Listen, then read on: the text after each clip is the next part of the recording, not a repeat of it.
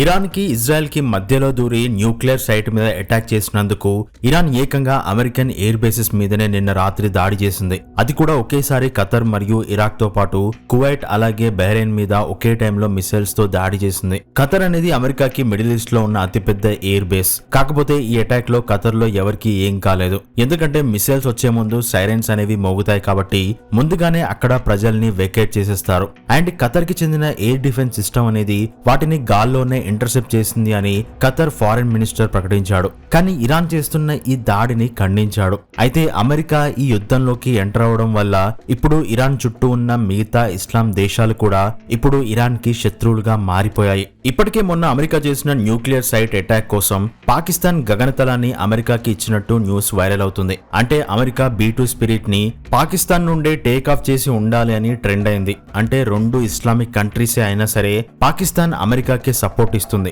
ఎందుకంటే పాకిస్తాన్ బతికేది అమెరికా ఇచ్చే డబ్బుల మీదనే అని ప్రపంచానికి తెలుసు. అయితే అమెరికా చేసిన ఈ ఒక్క అటాక్ తో మిడిల్ ఈస్ట్ లో ఒక పెద్ద చిచ్చు పెట్టింది. అంటే అమెరికా చేసిన పనికి ఎట్టి పరిస్థితుల్లో అయినా సరే రివెంజ్ తీర్చుకోవాలి అనుకుంటుంది. కానీ అమెరికన్ ఎయిర్ బేసెస్ అన్ని కూడా మిడిల్ ఈస్ట్ దేశాల్లో ఇరాన్ చుట్టుపక్కలే ఉన్నాయి. అందులో ఖతర్, ఇరాక్, కువైట్ ఈ మూడు కూడా ఇస్లామిక్ దేశాలే. అయినా సరే అందులో ఉన్న అమెరికన్ బేసెస్ మీద అటాక్ చేయాల్సిందే. ఒకవేళ అటాక్ చేస్తే ఏం జరుగుతుంది అంటే Iran supreme leader Ali Khamenei ఒక ఇంట్రెస్టింగ్ కామెంట్ చేశాడు. అదేంటంటే మాకు ఇరాన్ దేశం కంటే మాకు ఇస్లామే ముఖ్యం అని ఒక స్టేట్మెంట్ ఇచ్చాడు. ఆ స్టేట్మెంట్ తో ఆయన మిగతా ఇస్లాం దేశాలు ఇరాన్ కి సపోర్ట్ చేస్తాయి అని అనుకున్నాడు. కానీ అమెరికా ఎంట్రీతో సీన్ మొత్తం రివర్స్ అయింది. ఇరానే స్వయంగా సొంత ఇస్లామిక్ దేశాల మీద దాడి చేయాల్సిన పరిస్థితి వచ్చింది. అంటే అమెరికా, ఇజ్రాయెల్ కలిసి ఇరాన్ కంటిని అదే పొడుచుకునేలా చేశాయని చెప్పొచ్చు. అయితే ఎవరు సపోర్ట్ ఇవ్వట్లేరు కాబట్టి ఇరాన్ ఓడిపోతుంది అనుకోవడానికి లేదు. యుద్ధం ఎస్కలేట్ అయితే అంటే నువ్వు అటాక్ చేసావు కాబట్టి నేను తిరిగి దాడి చేయడం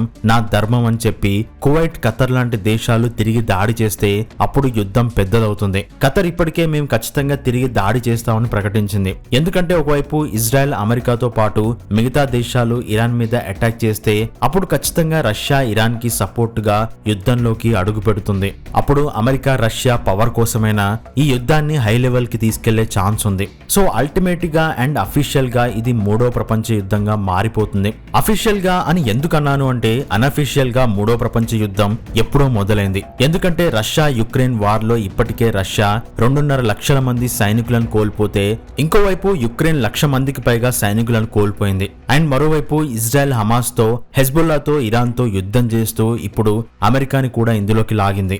అండ్ ఇరాన్ ఇప్పుడు ప్రపంచానికి ఆయిల్ సరఫరాని ఆపే సిచ్యువేషన్ కి వచ్చింది. అంటే ప్రపంచం మొత్తం ఈ యుద్ధం వల్ల ఎఫెక్ట్ అయ్యే ఛాన్స్ ఉంది. అయితే ఈ మొత్తం సినారియాలో అమెరికా, ఇజ్రాయెల్ కలిసి ఇరాన్ మీద అటాక్ చేసేది దేనికంటే ఇరాన్ ఎట్టి పరిస్థితుల్లోనూ న్యూక్లియర్ వెపన్ ని తయారు చేయొద్దు అనేదే వాళ్ళ ఇంటెన్షన్. అందుకే ఇజ్రాయెల్ ఎప్పటి నుండో ఇరాన్ కి చెందిన సైంటిస్టులను మొసాద్ ఆపరేషన్ తో సీక్రెట్ గా చంపుతూ వస్తుంది. ఇరాన్ లో ఇప్పుడు న్యూక్లియర్ సైంటిస్టులకు ఉన్నంత సెక్యూరిటీ ఎవరికి ఉండదు. అయితే ఇజ్రాయెల్ తో పాటు అమెరికా కూడా ఇరాన్ దగ్గర న్యూక్లియర్ వెపన్ ఉండకూడదు అని ఎందుకు ట్రై చేస్తున్నాయి? ఎందుకంటే ఒక ఫెయిల్డ్ నేషన్, ఎకనామికల్ గా అన్స్టేబుల్ గా ఉండే పాకిస్తాన్ లాంటి దేశం దగ్గరే న్యూక్లియర్ వెపన్ ఉంది. అండ్ అది పనిచేస్తుందా లేదా అనేది వేరే విషయం. కానీ పాకిస్తాన్ లాంటి దేశం దగ్గర ఉన్నప్పుడు ఇరాన్ దగ్గర ఉంటే ప్రాబ్లం ఏంటి అని అనుకుంటాం. కానీ ఇక్కడ ఇజ్రాయెల్ పాయింట్ ఏంటంటే ప్రెసెంట్ మిడిల్ ఈస్ట్ లో ఇస్లామిక్ నేషన్ గా మిగతా ఇస్లామిక్ దేశాలకు పెద్దన్నగా చెప్పుకునే ఇరాన్ దగ్గర న్యూక్లియర్ వెపన్ వస్తే అది ముందుగా టార్గెట్ చేసేది ఇజ్రాయెల్ నే. ఎందుకంటే మిడిల్ ఈస్ట్ లో మక్కా తర్వాత ముస్లింలకు పవిత్ర ప్రదేశం జెరూసలేం ఇజ్రాయెల్ లోనే ఉంది. అలాగే ఇజ్రాయెల్ ఇప్పటికే గాజాను నామరూపాలు లేకుండా చేసింది. ఎంతో మంది పాలస్తీనా ప్రజలను చంపేసింది. 1948 నుండి ఇజ్రాయెల్ ను అంతం చేయడానికి ఇస్లాం దేశాలు అన్ని కలిసి దాని మీద యుద్ధానికి వెళ్తూనే ఉన్నాయి. కానీ యుద్ధం చేసిన ప్రతిసారి ఇజ్రాయెల్ అన్నిటినీ ఓడిస్తుంది.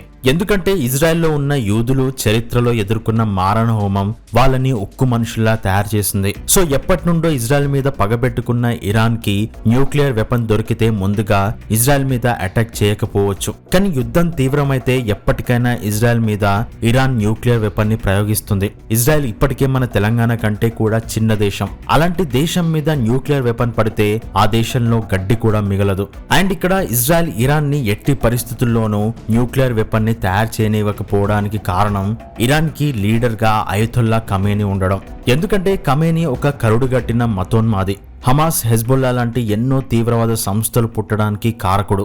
అందులోనూ పాత తరానికి చెందినవాడు. మనకు తెలుసు ముసలోళ్ళు పాత సాంప్రదాయాలను కొత్త తరం మీద రుద్దడానికి చూస్తారు అని. కంప్యూటర్ యుగంలో కూడా మనుషులను మతానికి కట్టిపడేసి మా దేవుణ్ణే నమ్మాలి, మా దేవుడిచ్చిన పుస్తకాన్నే పాటించాలి అని ప్రజల్ని బ్రెయిన్ వాష్ చేసి ముందుకెళ్లాల్సిన నెక్స్ట్ జనరేషన్ ని వెనక్కి లాగే వ్యక్తి ఈ అలీ ఖమేనీ. అలాంటి వ్యక్తి చేతుల్లోకి దేశం వస్తే ఏం జరుగుతుందో సరిగ్గా 1979లో కూడా అదే జరిగింది. ఇరాన్ కి లీడర్ గా ఒక ముసలోడి చేతిలోకి దేశం వెళ్లిపోతే ఆ ముసలోడు నమ్మేదే చట్టం అవుతుంది, వాడు చెప్పేదే న్యాయం అవుతుంది. అందుకే 1979కి ముందు ఒక మోడర్న్ దేశంగా ఉన్న ఇరాన్ ఇప్పుడు ఎంతో మందికి ఒక జైలుగా మారిపోయింది.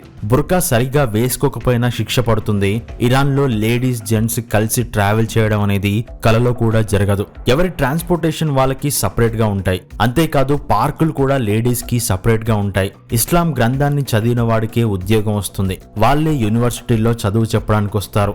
ఇవన్నీ అనుభవించి విసిగిపోయిన ఇరాన్ ప్రజలు ఎప్పటినుండో అలీ ఖమేనీ తెచ్చిన ఇస్లాం రాజ్యం అంతమైపోవాలని పోరాడుతున్నారు. అక్కడ ఏ క్షణంలో అయినా సివిల్ వార్ రావచ్చు. అందుకే అలీ ఖమేనీ ఇరాన్ దేశం కంటే ఇస్లామే ముఖ్యమని స్టేట్మెంట్ ఇస్తున్నాడు. మిడిల్ ఈస్ట్ దేశాలను యునైట్ చేయాలి అనుకుంటున్నాడు, కానీ ఆ ప్లాన్ వర్కౌట్ కాలేదు. అండ్ ఇప్పుడు అమెరికా విషయానికి వస్తే 1979కి ముందు ఇరాన్ అమెరికా బెస్ట్ ఫ్రెండ్స్ లా ఉండేవి. అంటే అలీ ఖమేనీతో కాదు, అప్పుడు పహ్లావి అనే రాజు ఉండేవాడు, అతనితో ఫ్రెండ్షిప్ ఉండేది. కానీ ఖమేనీ ఇరాన్ లో సివిల్ వార్ తీసుకొచ్చి ఆ రాజును పారిపోయేలా చేశాడు. కానీ దానికన్నా ముందు పహ్లావి ఉన్నప్పుడు అమెరికానే ఇరాన్ లో న్యూక్లియర్ సైట్ ను కట్టడానికి హెల్ప్ చేసింది. 1959లో చేసుకున్న ఒప్పందం ప్రకారం అమెరికానే ఇప్పుడున్న ఇరాన్ లోని టెహరాన్ న్యూక్లియర్ రియాక్టర్ ని సప్లై చేసింది.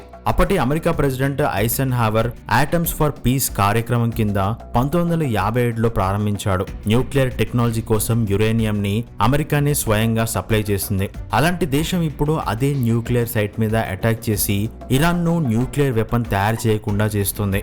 ఎందుకంటే అలీ ఖమేనీ లీడర్ గా మారడానికి ముందు రెజా పహ్లావి వైట్ రెవల్యూషన్ ని తీసుకొచ్చాడు. అతనే అమెరికాతో ఫ్రెండ్షిప్ చేసి ఇరాన్ ని ఒక వెస్టర్న్ కంట్రీలా మార్చాలి అనుకున్నాడు. కానీ ఫస్ట్ సుప్రీం లీడర్ రూహుల్లా ఖమేనీకి అది నచ్చలేదు. అందుకే రాచరికం మనకొద్దు అని, అమెరికన్ కల్చర్ మనది కాదు అని, అమెరికా ఇన్ఫ్లుయెన్స్ ఇరాన్ మీద ఉండకూడదు అని ఇరాన్ లో సివిల్ వార్ వచ్చేలా చేసి రెజా పహ్లావి పారిపోయేలా చేసి ఇరాన్ కి ఖమేనీ సుప్రీం లీడర్ గా మారిపోయాడు. అతని తర్వాత అలీ ఖమేనీ లీడర్ గా కొనసాగుతున్నాడు. సో ఆ టైంలో అమెరికా మీద వ్యతిరేకత ఫుల్ గా పెరిగిపోయింది. ఇరాన్ లో ఉన్న అమెరికన్ ఎంబసీలో అమెరికన్లను హోస్టేజెస్ గా పట్టుకున్నారు. అప్పటి నుండి అమెరికాకి ఇరాన్ కి శత్రుత్వం పెరిగిపోయింది. ఇరాన్ మీద ఎన్నో ఆంక్షలు పెట్టింది. ఇరాన్ తో బిజినెస్ చేయడం బ్యాన్ చేసింది. ఇప్పటికీ ఇరాన్ మీద ఆంక్షలు అలాగే ఉన్నాయి. సో అమెరికాకు కూడా ఇరాన్ న్యూక్లియర్ వెపన్ తయారు చేయడం ఇష్టం లేదు. అందుకే ఇజ్రాయెల్ కి సపోర్ట్ చేసి యుద్ధంలోకి ఎంటర్ అయింది. అనుకున్నట్టుగానే అమెరికా బంకర్ బాంబర్స్ తో అటాక్ చేసింది.